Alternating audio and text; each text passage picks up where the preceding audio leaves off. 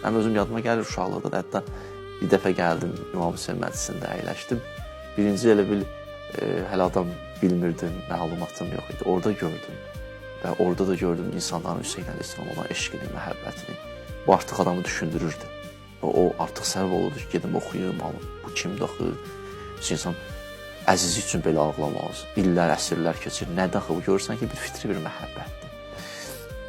Hüseyn əleyhissalamla tanış olmaq və tanıtmaq çoxdur. Və zuhurun açarıdır Hüseyn. Yəni, cəmaat gəlir İmam Hüseyni tanısın. Tanısın ki, İmam Hüseyn, İmam Zaman zuhur eləsin.